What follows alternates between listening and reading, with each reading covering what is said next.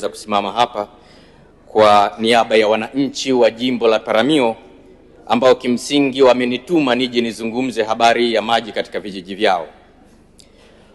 Mheshimiwa Mwenyekiti, mimi nimshukuru sana Mheshimiwa Rais wa Jamhuri ya Muungano wa Tanzania, mama yetu kipenzi cha Watanzania, kwa kazi kubwa aliyoifanya katika jimbo la Peramiho.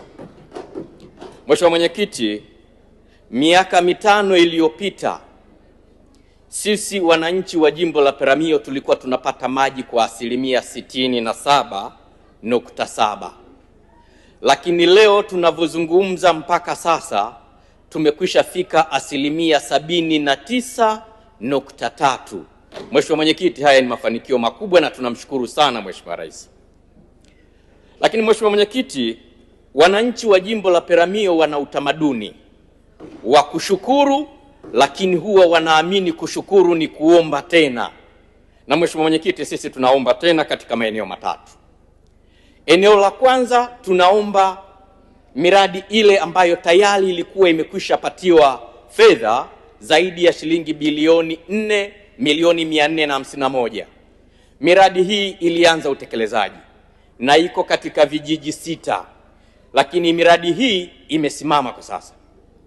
Mheshimiwa Mwenyekiti, mimi niombe serikali, na kwa bahati nzuri ndugu yangu Mheshimiwa Waziri yuko hapa ananisikia, niombe miradi ile iliyoko katika kijiji cha Mpandangindo, kijiji cha Makwaya, kijiji cha Maleta, kijiji cha Liweta, kijiji cha Mdunduwalo.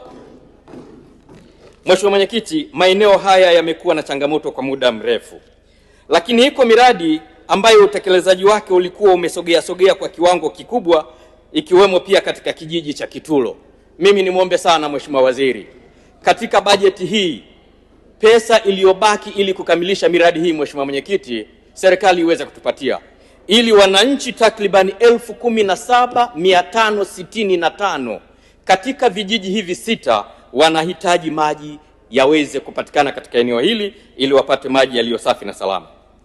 Lakini Mheshimiwa Mwenyekiti, viko vijiji viwili, vijiji hivi vilikuwa na miradi ya maji, na miradi ile Mheshimiwa Mwenyekiti ni miradi chakavu, kwa sababu vijiji hivi vilikuwepo toka miaka 1960 na miradi hii ilikuwepo toka wakati huo kabla ya kujapata uhuru.